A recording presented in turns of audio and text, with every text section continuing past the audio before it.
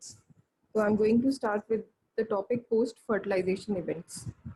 So post-fertilization events या post-fertilization changes. I hope my voice is clear to everyone. Yes, ma'am. Okay. Yes, ma'am. Okay. So please listen to me carefully.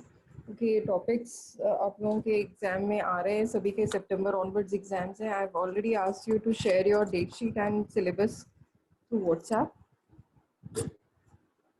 Okay, so post fertilization events. Post fertilization events में क्या क्या आएगा? Development of endosperm, development of embryo, ovule और seed. तो आज हमने ये जो टॉपिक करना है that is post fertilization events.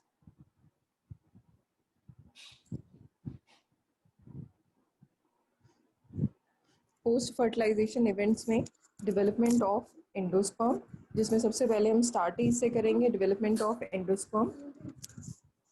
तो सबसे पहला टॉपिक इसके अंदर होगा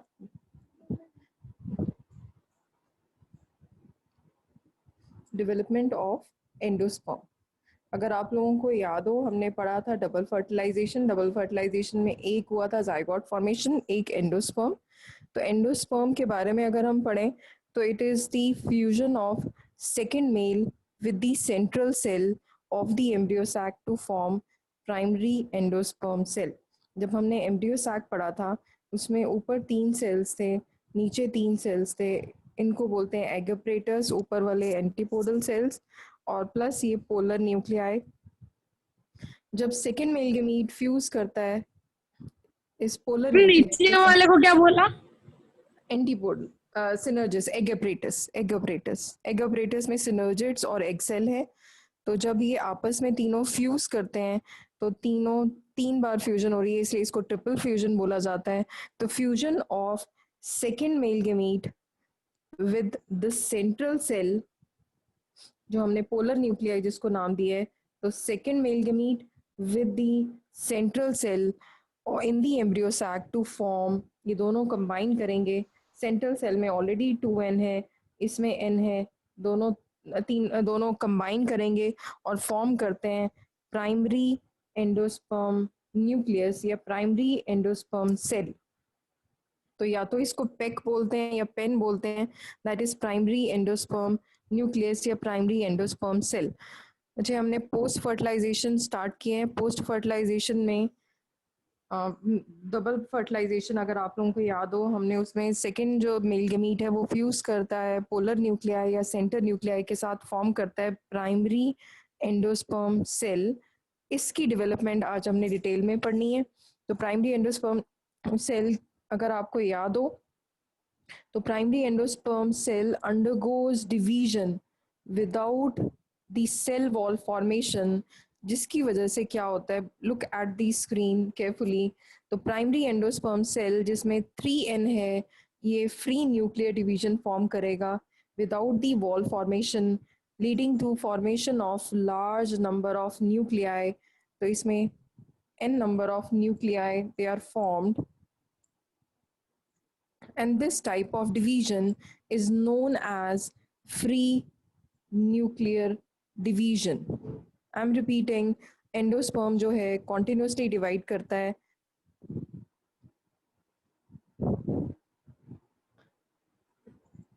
फ्री न्यूक्लियर एंडोस्पर्म में क्या है, it undergoes continuous division without being followed by cell wall formation, जिसकी वजह से large number of nuclei are formed.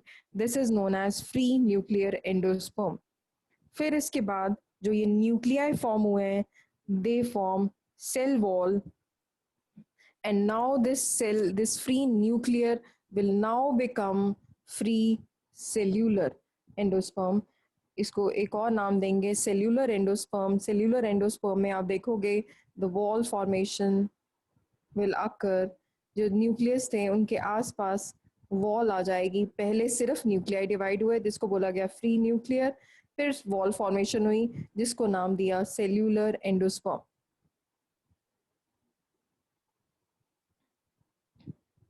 This is your PEC, primary endosperm cell.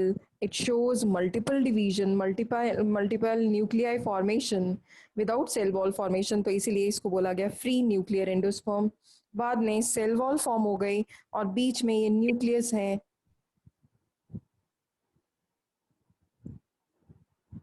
ये न्यूक्लियाई जो फ्री न्यूक्लियाई डिवाइड हुए थे उन्होंने अपने सराउंड कर दी, वॉल फॉर्म की। That is why they have formed now transformed into cellular endosperm. This is cellular endosperm. So free nuclei, they are followed by cell wall formation and now they are cellular endosperm. कई plants में endosperm जो है इसी stage में रह जाता है free nuclear division में, तो वो फॉर्म करते हैं फ्री न्यूक्लियर एंडोस्पर्म। और कई सेल्स में, कई प्लांट्स में ये फॉर्म करते हैं सेल्यूलर एंडोस्पर्म। तो मैम ये कोकोनट किसका एग्जांपल है? किसका? Coconut. Free nuclear endosperm coconut. Okay, फिर उसके बाद एंडोस्पर्म फ्री रहता है। yes, free nuclear endosperm जो second type है, that is an example of the coconut only। फिर इसके बाद क्या होगा? एम्ब्रियो फॉर्मेशन होगी। जो एग है, ये तो हमने बात की, जो हमारे पास पेक था, प्राइमरी एंडोस्पर्म सेल था, उसने डिवाइड किया। बट अगर आपको याद हो, इसी में हमारे पास जाइगोट होता है। तो zygote is at the top or maybe at the bottom depending upon its location। ये zygote form हुआ है, zygote will divide to form embryo।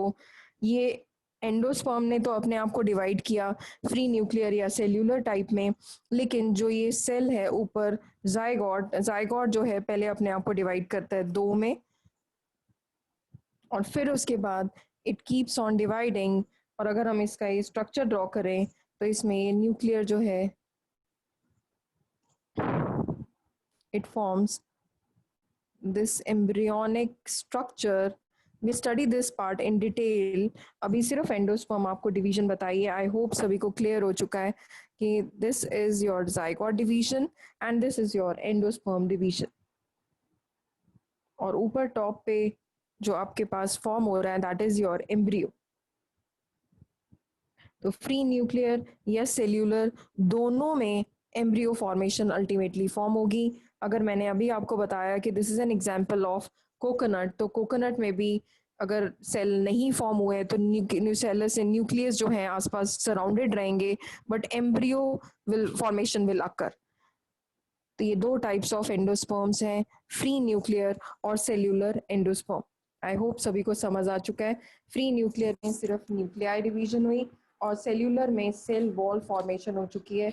तो कई बार स्टेजेस सिर्फ न्यूक्लियस तक रह जाती हैं और कई बार वो सेल वॉल फॉर्म करते हैं। एंडोस्पर्म का मेन फंक्शन क्या होता है? इन majority of plants endosperm is generally protective in nature। it protects the embryo। Endosperm की बात हो रही है। it protects the embryo from the mechanical injury and it provides the nutrition। main function अगर आपसे कोई पूछे what is the function of endosperm, तो एंडोस्पर्म का मेन फंक्शन है to provide nutrition to the developing embryo.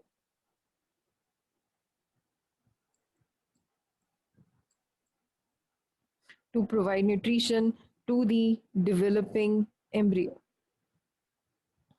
This is the main function of endosperm। और endosperm generally it is triploid in nature. और endosperm की अगर कोई nature पूछे, it is triploid because it is formed by fusion of polar nuclei with second male gamete। Now we are coming to another topic, that is formation of embryo। तो endosperm आप लोगों को I guess clear हो चुका है। Now I am going to start with the topic that is embryo. Embryo में सबसे पहला सेल अगर आपको याद हो तो हमने पढ़ा था first formed cell is zygote. Zygote undergoes division.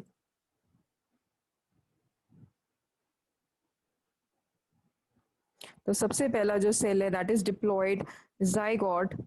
Zygote which is formed by fertilisation. वो अपने बाहर एक वॉल फॉर्म करता है which protects this from the outer part या आउटर सराउंडिंग पार्ट। तो जाइगोट अपने आप बाहर एक सिक्रीट करता है wall which is cellulosic wall. which is made up of cellulose. फिर इसके बाद क्या होगा, this zygote elongates, लंबा हो जाएगा, and divides it into two cell, that is upper and lower cell. It divides into two cell, upper and lower cell. The lower cell divides into, again continuously starts dividing. I'm repeating, zygote जो है अपने बाहर एक ma'am cellular, ये आवाज lagging क्यों कर रहा है? अच्छा मेरे को समझ नहीं आ रही क्या कह रहे हो मुझे, क्या मेरी वॉइस ऑडिबल है सभी को? Yes, ma'am. Yes, ma'am. Okay Yes, ma'am. Okay, got it.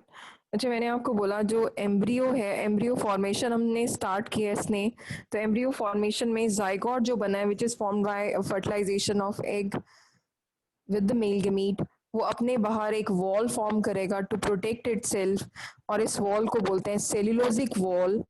Dicots में क्या होगा, डाइकॉट और मोनोकॉट की आप लोगों को सबको अलग करवाई हुई है, बट इन योर एनसीईआरटी सिर्फ डाइकॉट के बारे में दिया हुआ है। तो पहले हम डाइकॉट का पढ़ते हैं। तो डाइकॉट में क्या होगा, जैसी एंडोस्पर्म फॉर्म होती हैं, जो जाइगोट है अपने आप को इलोंगेट करेगा और डिवाइड हो जाएगा अपर एंड लोअर सेल में। Upper cell is this one and lower cell is this one.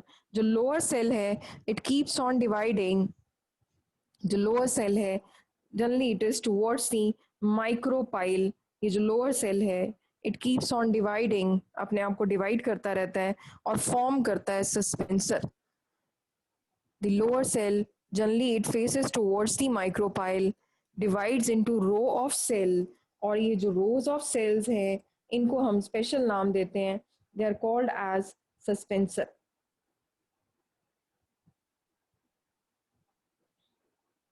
The rows of cells called as suspensor are formed from the lower cell. और जो upper cell है उसको हम नाम देते हैं embryo cell.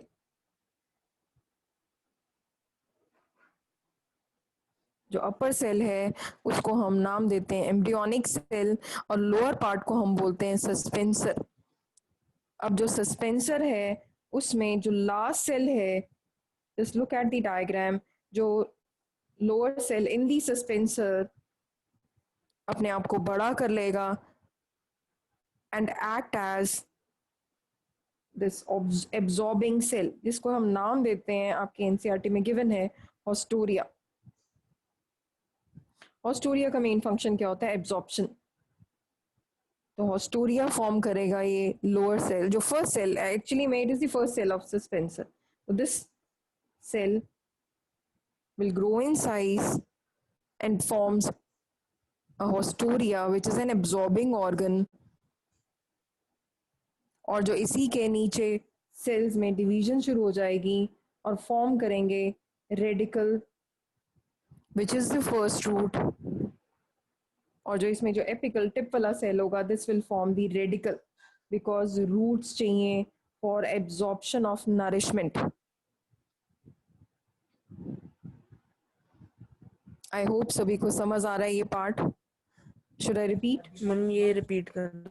Okay I will repeat. Okay बच्चे देखो, मैंने आपको बताया पहले पिछले वाले में था एंडोस्पर्म दो तरह की है, फ्री न्यूक्लियर और सेल्यूलर। अब उसमें जाइगोट डिवाइड हो रहा था, zygote which is formed after fertilization, it secretes a wall, you can look at the diagram, it forms a cellulosic wall around itself। अब हम डाइकॉट की डिवीजन पढ़ रहे हैं, तो जाइगोट जो है डाइकॉट्स में divides it into upper and lower cell. जो लोअर सेल है which is towards the micropyle divides into rows of cell, ये बनाए हुए हैं, called as suspensor। the upper cell of this one, the upper cell of, जो upper cell जिसको नाम दिया था, it forms the embryo cell, ये embryo बनाएगा। और जो suspensor का first cell है that forms a haustoria, this part, this forms an haustoria। haustorial cell का main function क्या है, it act as an absorbing organ। और जो एम्ब्रियो सेल है वो आगे फर्दर डिवाइड होगा, this embryo cell, this is the embryo cell, it further divide into first two फिर 4, फिर 8 सेल्स। एम्ब्रियो सेल अपना डिवाइड कर रहा है, सस्पेंसर अपना डिवाइड कर रहा है। सस्पेंसर ने पहले रोज ऑफ सेल बनाए, फिर उसके बाद उसने जो लोअर सेल था उसको बना दिया हॉस्टोरिया। और embryo, let's see, let's look at this diagram. जो एम्ब्रियो है उसने पहले 2 सेल में डिवाइड हुआ, फिर 4 में, फिर उसके बाद 8 सेल एम्ब्रियो बनाई है। एम्ब्रियोनिक सेल जो अपर सेल जिसको बोला गया था, नीचे सस्पेंसर के सेल्स हैं, और सस्पेंसर ने अपने लास्ट या फर्स्ट सेल को बना दिया हॉस्टोरिया। तो इसको हम नाम देंगे सस्पेंसर। ये आपने सब बनाया हुआ है, सब किया हुआ है आपने, इट्स जस्ट रिवीजन, और ये टॉपिक थोड़ा सा टफ है तो ध्यान से सुनना। Suspensor, this is your haustoria. अब इसमें जो एम्ब्रियोनिक सेल है वो अपने आप डिवाइड करता रहता है। जो एम्ब्रियोनिक सेल्स हैं they divide repeatedly to form 8 cells. और 8 सेल्स में ये देखो, ये 4 थे, 4 से ये डबल हो जाएंगे 8। फिर ये अपने आप को 2 टायर्स में डिवाइड कर लेता है, again 2 tiers of 4 cells each. और 2 टायर्स में एक टायर नीचे की तरफ होगा which is attach to the suspensor, और एक टायर होगा ऊपर 4 सेल्स का। और इसमें जो टायर्स में जो सेल्स हैं वो अपने आप को डिवाइड करेंगे, 2 जो होंगे बीच में वो फॉर्म करेंगे कॉटिलिडन, और कुछ सेल्स फॉर्म करेंगे रेडिकल में। जो आउटर सेल है nearer to this will form the root part और the radical.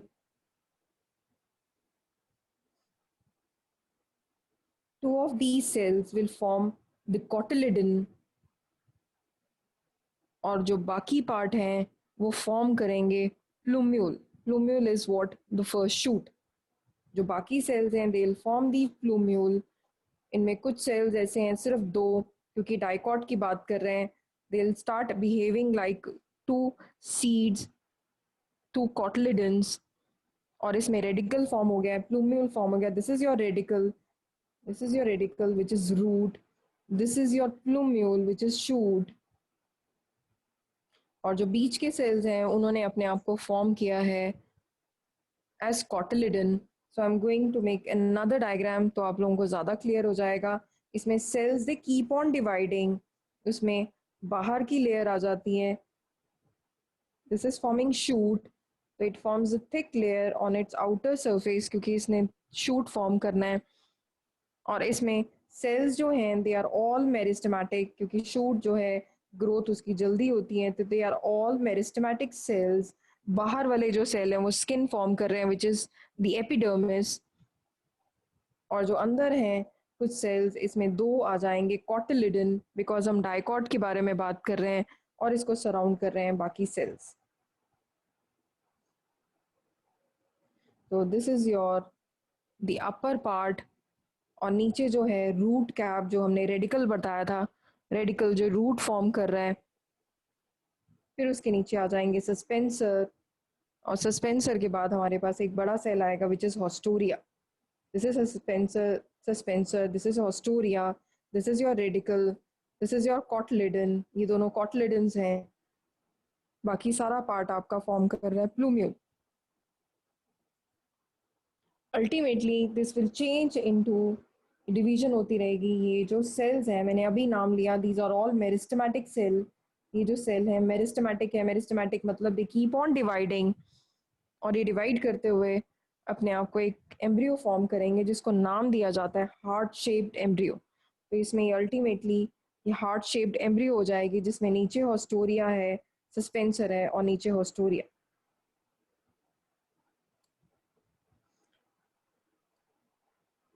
This is your heart-shaped embryo. This is your suspensor. This is your haustoria. और इसके बीच में प्रोटेक्टेड होंगे कॉटलेट्स। कितने स्टूडेंट्स को यहाँ तक क्लियर हो चुका है? Please raise your hand fast if this part is clear. Okay, okay Gungun.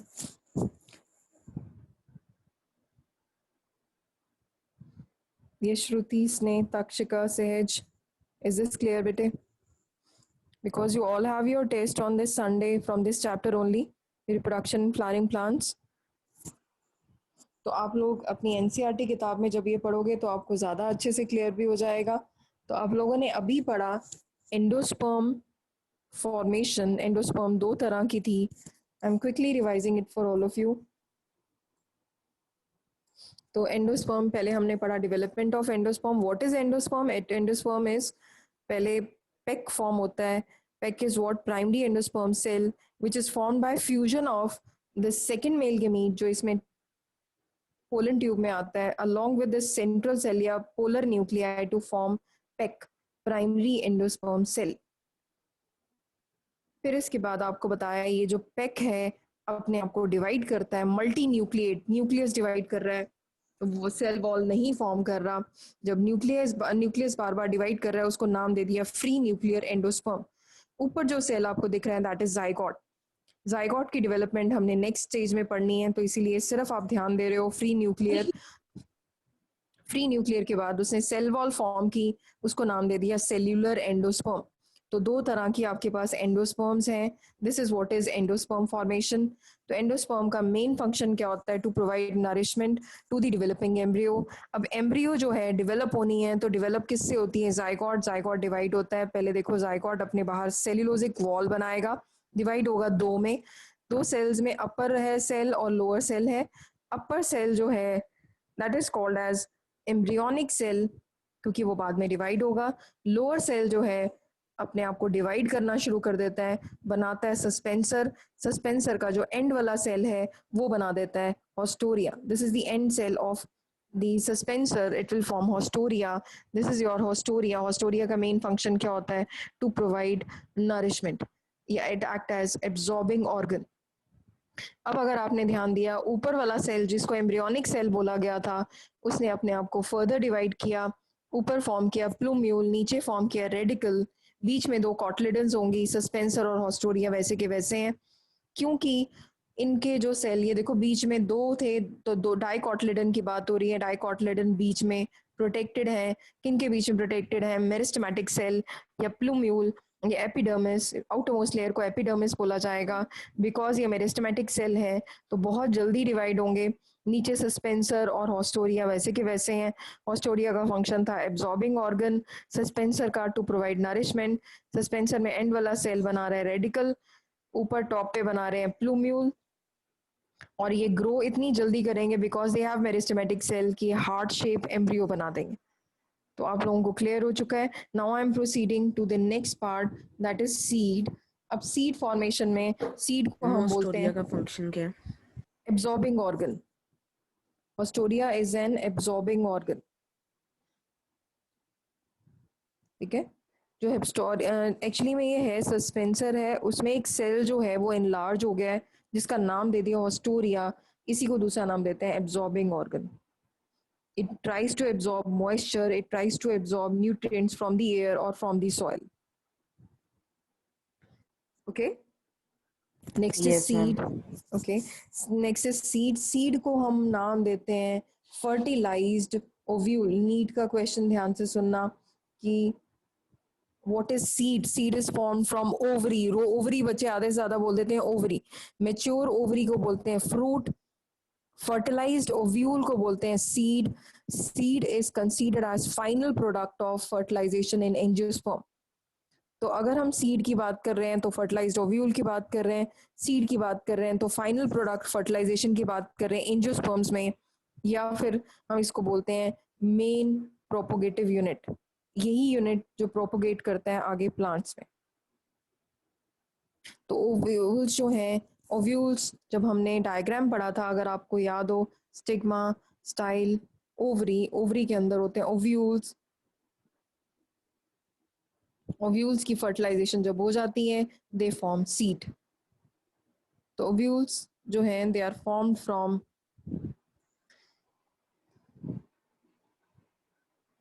This fertilized ovule. अब अगर आप पूछो सीड में, तो सीड में बहुत सारे पार्ट्स होते हैं जो बदल चुके हैं। ओवरी की वॉल, सुनते जाना आप लोग, जो ओवरी वॉल है ओवरी आप समझ चुके हो, डायग्राम बनाया था स्टिग्मा स्टाइल और ओवरी। ओवरी की वॉल जो है वो फ्रूट की वॉल बन जाती है। ओवरी जो है खुद पूरी की पूरी ओवरी है, जो मैंने अभी बताया आपको, वो फ्रूट बन जाती है। बाहर की जो इंटेगमेंट्स हैं, इंटेगमेंट्स होती हैं इसके अंदर, ओव्यूल के अंदर, इंटेगमेंट जो हैं they are converted into seed coat. जो आउटर इंटेगुमेंट है, जनरली इनको अलग से नाम दिया जाता है, आउटर इंटेगुमेंट को हम बोलते हैं टेस्टा। नाम है, दो इंटेगुमेंट्स होती हैं, आउटर एंड इनर। आउटर को नाम दिया जाता है टेस्टा, इनर को नाम दिया जाता है टेगमेन, TEGMEN। और ओव्यूल मैंने आपको बता दिया है, ओव्यूल को बोला जाता है सीड। अब seed on the basis of their endosperm they may be albuminous और नॉन एल्बुमिनस। जिनमें सीड में एल्बुमिन या एंडोस्पर्म है उसको बोलते हैं एल्बुमिनस।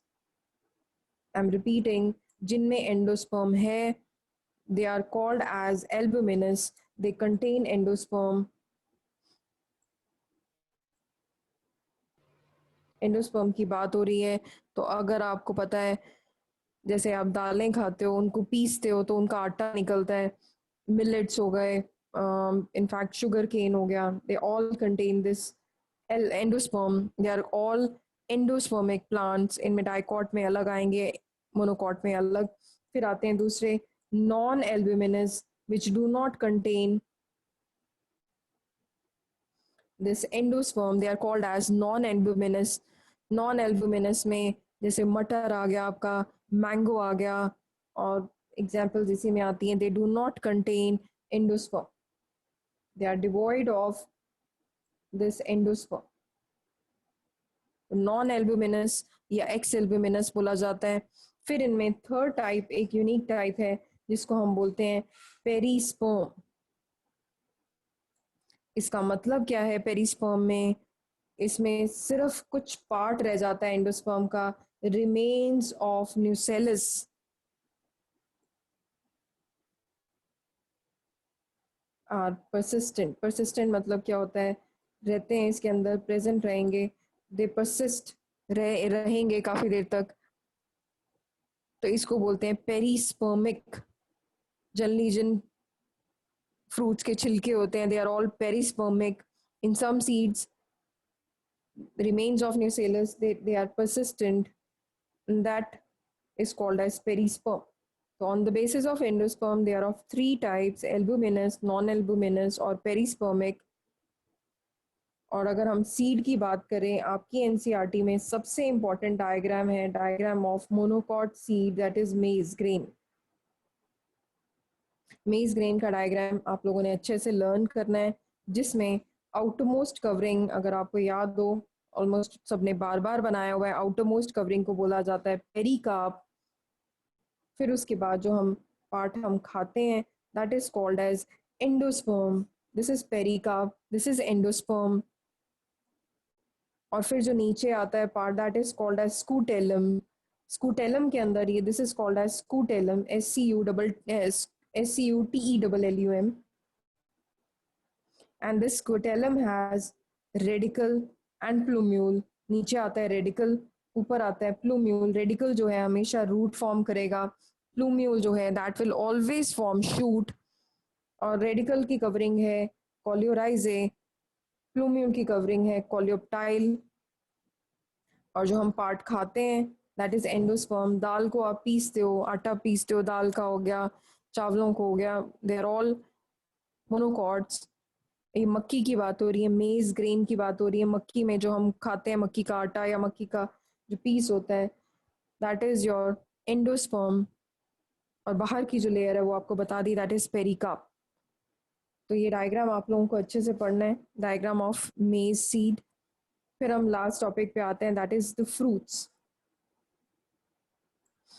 फ्रूट्स की बात आपको बताया, mature ovary is called as fruit.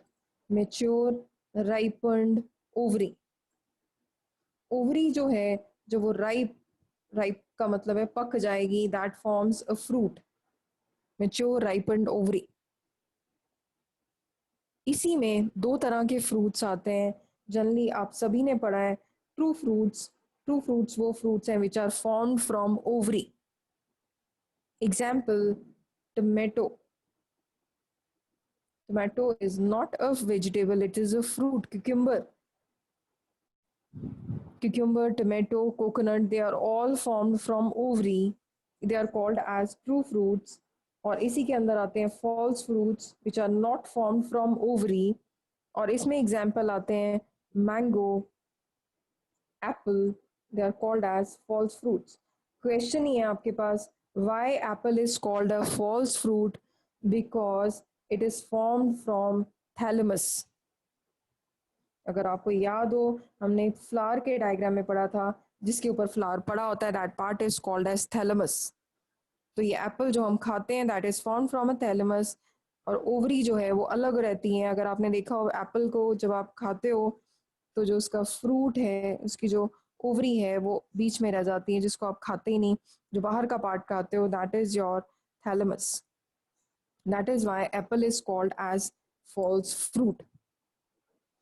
अब इसमें एक और कैटेगरी है जो आपने बार बार पढ़ी हुई है, that is parthenocarpic fruits. Parthenocarpic fruits वो होते हैं इनमें जो ovary is developed into fruit but without fertilization. Ovary develops into fruit but without fertilization. ऐसे फ्रूट्स को हमने नाम दिया था पार्थिनोकार्पिक। और पार्थिनोकार्पिक में एग्जाम्पल आता है बनाना। बट अगर आज देखा जाए तो आजकल हम इनको ग्रो कर रहे हैं सीडलेस ऑरेंजेस, सीडलेस वाटरमेलन। और इसमें एक और एग्जांपल आती है ग्रेप्स। तो पार्थिनोकार्पिक वो हैं which are formed without fertilization, the ovary develops into fruit. This parthenocarpy can be induced by the hormones also.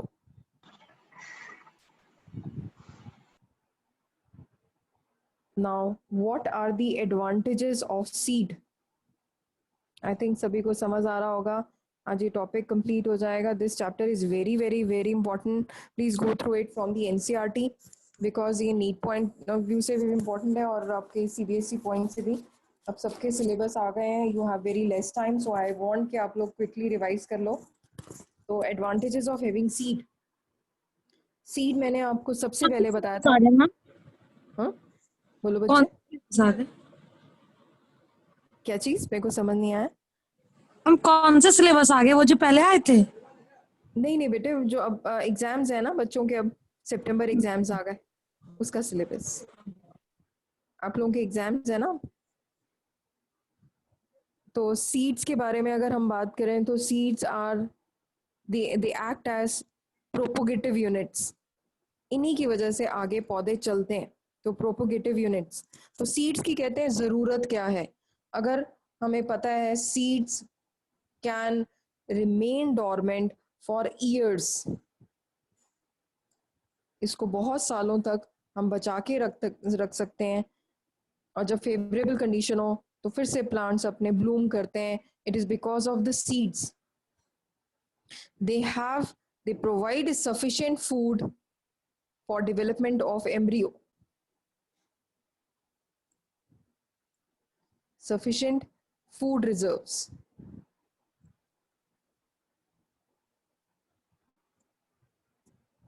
और सबसे इंपॉर्टेंट है they are the sources of, अगर आपको पता हो, मस्टर्ड दैट इज सरसों, फ्लेक्स हो गए, कोकोनट हो गया, बहुत सारे ऑयल्स निकलते हैं, it is from the seed only. जब उनके सीड को क्रश किया जाता है तब वो तेल निकलता है। सनफ्लावर ऑयल सनफ्लावर के सीड से निकलता है। तो they are the source of oil. Even fibers also, coconut fiber, flax fiber, jute fiber, and they have a special covering. अगर हम पोलन ग्रेन या अगर सीड कोट की बात करें, पोलन ग्रेन में भी, सीड कोट में भी एक स्पेशल कवरिंग होती है जिसका नाम बोलते हैं स्पोरोपोलेनिन। ये हमने पढ़ा था जब हमने पोलन ग्रेन का बाहर पढ़ा था। Pollen grain they have special ornamentation made up of sporopollenin. तो इनके बाहर भी स्पोरोपोलेनिन होती है। which is proteinaceous in nature, which protect the embryo, क्योंकि ये सीड है, ये एम्ब्रियो को प्रोटेक्ट करते हैं फ्रॉम द एनवायरमेंटल कंडीशंस। तो सीड ही बचाता है अंदर एम्ब्रियो को। Now coming to the last topic that is given in your NCERT, इसमें दो टर्म्स दी हुई हैं, बहुत सारे बच्चे इसमें कंफ्यूजन होती है बच्चों को, that is apomixis and polyembryony. तो एपोमिक्सिस बहुत ध्यान से सुनो, एक टर्म आती है इसके अंदर एपोमिक्सिस और दूसरी इसके अंदर आती है एम्फीमिक्सिस। एपोमिक्सिस पहले सुनो। स्पोरोपोलिनिन फिर से बता दो। स्पोरोपोलिनिन, ओके अच्छा, मैंने अभी बताया कि सीड के बाहर या पोलन ग्रेन्स इतने हार्श कंडीशन में कैसे रह लेते हैं, because they have this special covering made up of protein. Sporopollenin जो एक स्पेशल प्रोटीन कोटिंग है which protect the embryo from external environment. In the case of seed coat they protect the embryo and it is a special proteinaceous covering. और sporopollenin की वजह से ही ये seed जो हैं they can be fossilized. Even pollen grains can be fossilized for years. Fossils form हो सकते हैं because they have this special covering, proteinaceous covering. Okay. Now coming Yes, to ma'am. apomixis. Apomixis में जिन plants में sexual reproduction नहीं होता वहाँ पे एक special reproduction होती है, that is apomixis, जिसमें ना meiosis है ना syngamy. That is, they do not involve syngamy and fertilization, meiosis. The syngamy is what? Fertilization and meiosis. उसको हम बोलेंगे apomixis. It is a special reproduction where sexual reproduction is replaced by asexual reproduction, which does not involve, मैंने अभी लिखा है, meiosis and syngamy. और अगर ये नॉर्मल प्रोसेस होता है किसी भी प्लांट में जिसमें मियोसिस और सिंगेमी होगा, उसके लिए हम टर्म देंगे एम्फीमिक्सिस। तो एम्फीमिक्सिस में there is involvement of meiosis and fertilization which is a normal process. अगर इस नॉर्मल प्रोसेस की जगह कोई और प्रोसेस हो, that is called as apomixis. अब एपोमिक्सिस सब बच्चे कंफ्यूजन क्रिएट होती है कि क्या हुआ, मियोसिस भी नहीं हुई, सिंगेमी भी नहीं हुई, तो कैसे बने। हमारी बॉडी में या प्लांट की बॉडी में जो सोमेटिक सेल्स हैं वो फॉर्म कर देते हैं एम्ब्रियो डायरेक्टली, और जो सोमेटिक सेल्स हैं they are already diploid. Okay, तो it is because the somatic cell forms the embryo directly, और जब फेलियर हो हमारी जो प्लांट की बॉडीज में कि मियोसिस और सिंगेमी ना हो पा रहा हो, तो सोमेटिक सेल्स अपने आप को डायरेक्टली चेंज कर देते हैं एम्ब्रियो में, और ऐसे सेल्स को एपोमिक्टिक सेल बोला जाता है। जर्म सेल हैप्लॉइड रहती है, डिप्लॉइड रहती है? जर्म सेल्स हैप्लॉइड होते हैं, जर्म सेल्स, मियोसिस होती है उसमें तो हैप्लॉइड होगा, लेकिन अगर सोमेटिक सेल की बात कर रहे हैं तो वो डिप्लॉइड होते हैं। तो इनके अंदर डिप्लॉइड सेल ही अपने आप को एम्ब्रियो फॉर्म करेंगे। फॉर एग्जाम्पल ऐसे केस में जो स्पेशल एपोमिक्सिस से बन रहे हैं, एग्जाम्पल आता है सिट्रस फ्रूट्स, कैक्टस में एग्जाम्पल है, ग्रासेस हैं, तो दे शो एपोमिक्सिस। Got it. तो एपोमिक्सिस और एम्फीमिक्सिस दो टर्म्स हैं, बहुत सारे बच्चों को इसमें कंफ्यूजन होती है। Next term is your poly embryony. नाम से पता चल रहा है, poly means many, embryo means formation of seed, बहुत सारे बीज वाला पौधा। तो poly embryony, state of occurrence of more than one embryo in a seed, more than one embryo in a seed. Ma'am इसके ऊपर आपने एम्फीमेक्सिस क्या लिखा? एम्फीमिक्सिस मतलब नॉर्मल, जिसमें मियोसिस और सिंगेमी होती है, normal process. Amphimixis term use करते हैं, उसके ऑपोजिट टर्म आ जाएगी एपोमिक्सिस। तो पॉली एम्ब्रियोनी जो हम पढ़ रहे हैं, it is a state of occurrence of more than one embryo in a seed. अब ये कब होता है? जब जाइगोट एम्ब्रियो फॉर्म करता है तो इसमें जो जाइगोट है अपने आप को, जो देखो इधर, जब हमने जाइगोट को डिवाइड करवाया था अपर एंड लोअर सेल में, अब वो अपर और लोअर सेल की बजाय वो इंडिविजुअल सेल्स में ग्रो हो जाए और हर सेल अपने आप को डिवाइड करे अपर और लोअर सेल में. So this occurs due to the cleavage of zygote. तो जाइगोट जो है उसकी क्लीवेज हो गई, जाइगोट ने डिवाइड करना था अपर और लोअर सेल में, लेकिन अनफॉर्चुनेटली वो अपने आप को क्लीव कर दिया, उसने पूरा ही तोड़ दिया बीच में से. तो क्लीवेज ऑफ जाइगोट, तब ये प्रोसेस आता है. Then there is development of more than one embryo within the same ovule, polyembryonic. और इसमें एग्जाम्पल्स आती हैं जैसे स्ट्रॉबेरी आ गया, पाइनएप्पल आ गया, these are all examples of polyembryonic. Now with this we are done with this chapter, so I hope सभी को clear हो चुका है. Please raise your hand if it is clear to everyone this chapter. Ma'am इनके बाद क्या है? मुझे समझ नहीं आया, क्या कह रहे हो? इनके बाद क्या है ma'am? In a seed, more development of more than one embryo in a seed. But I have already shared this PDF file with you yesterday only. तो इसमें कुछ important questions हैं NCERT के, जिसमें एक बात आप बहुत ध्यान से सुनना, बहुत सारे बच्चों ने ये आंसर गलत दिया था. emasculation होता है removal of the male reproductive part from a flower. तो it is the removal of male reproductive, male reproductive part मतलब क्या? पूरा का पूरा स्टेमन, नॉट ओनली एंथर. तो emasculation is removal of stamen, mainly generally anther भी कह सकते हो, ऊपर टॉप पे टिप करते हैं. तो रिमूवल ऑफ स्टेमन और the anther from a flower before it shows its dehiscence. This is what is emasculation. Emasculation is not done in human. तो किसी बच्चे ने लिखा था it is the removal of penis, so it is not the removal of. Got it? So try to be very sincere with your words, क्योंकि एक word ही सारा question change कर देता है. तो ये किस लिए हम करते हैं emasculation? to avoid self pollination, cross pollination. Cross pollination करें. और इस इमैस्कुलेशन के बाद हम उसको कवर कर देते हैं, तो इस प्रोसेस को बोलते हैं बैगिंग टेक्निक. तो covering this with a bag of suitable size और बटर पेपर से कवर करते हैं, this is known as bagging. और ये हम यूज करते हैं process in artificial hybridization. Yes ma'am. है ना? तो ठीक है बच्चों, आई गेस सभी को समझ आ चुका है.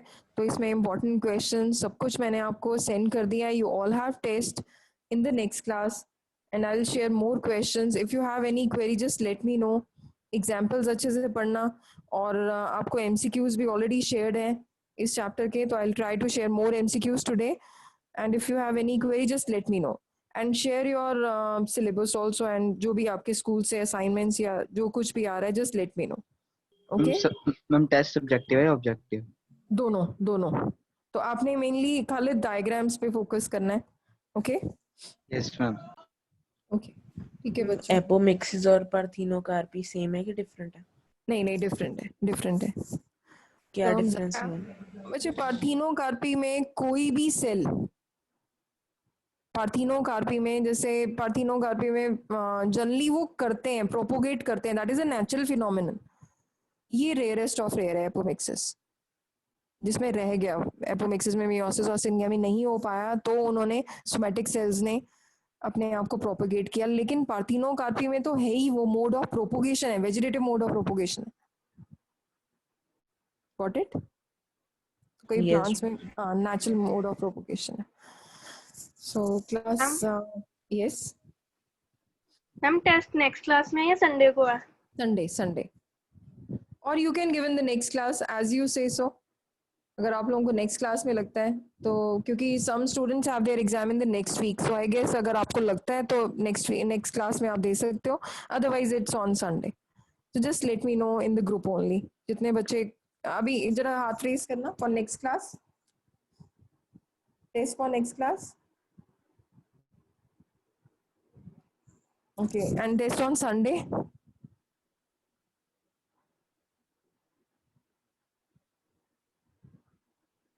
Okay, majority is saying on Sunday. Okay, Sunday, done. So you all have test on Sunday. I'll share more MCQs today. Okay, bachcho, take care everyone. So we'll be starting with revision from next chapter in the next class. Okay? Yes, ma'am. Okay. Yes, ma'am. Okay. Okay. Thank you, bachcho. ma'am. Thank you, ma'am. Thank you.